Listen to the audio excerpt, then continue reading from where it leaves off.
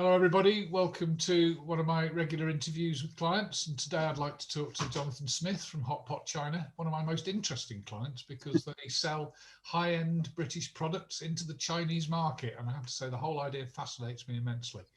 So welcome, Jonathan. Thanks.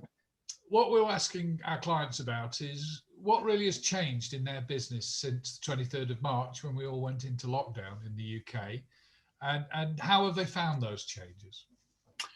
Yeah, it's a great question. Obviously, as a business owner, you spend a long time building up your culture, and I focus on the internal culture quite a lot.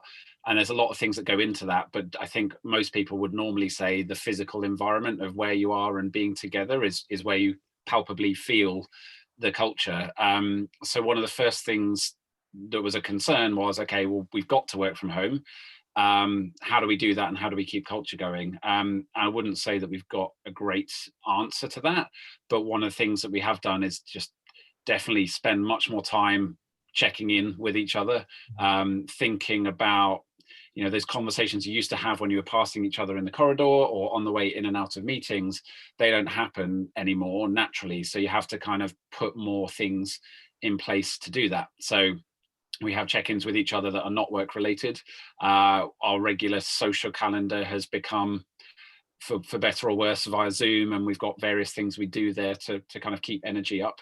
So I think that was one of the key things to focus on for us, is making sure we're making time for each other that's not directly related to a work problem. Yeah, it's interesting because we've come across a number of clients where perhaps in companies that are quite large, somebody can actually go unnoticed in an office environment because it's just assumed that the interaction takes place. Since lockdown, and they've actually had to make an active effort to make contact with people, they found things out about people that they never would have known if they'd all been in the office.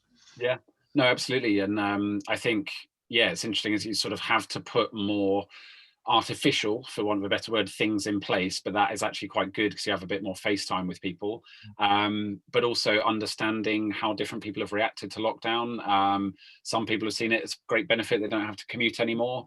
Other people, I think we've all been there at certain points where it's a big mental health issue being in the same four walls every day, and just making sure you have a temperature for that, because you can't read body language in the same way being in as you can when you're in the office.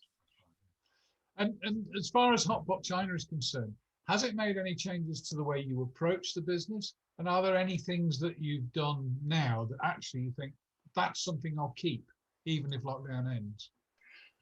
Definitely. So once upon a time, we had a 5-year lease on an office, and it's a very sort of practical thing.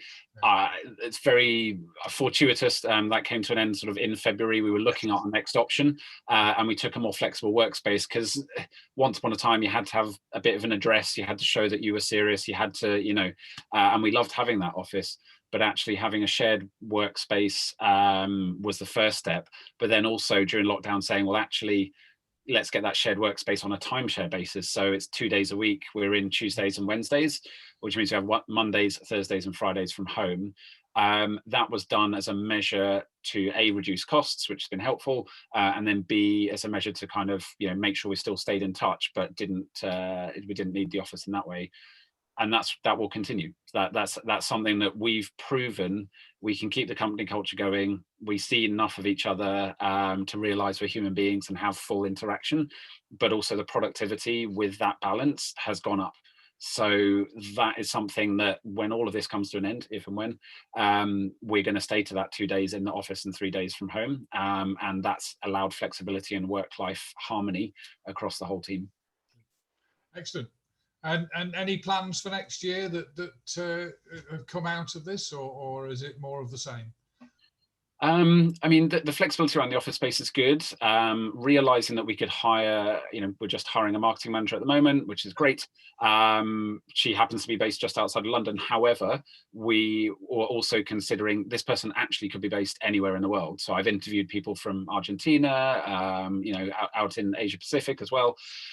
That's a really interesting step, and just knowing that we actually have access to the best potential talent anywhere in the world, as long as we can make the time zone for communication work, is an interesting change, and I think that's a positive to come out of this.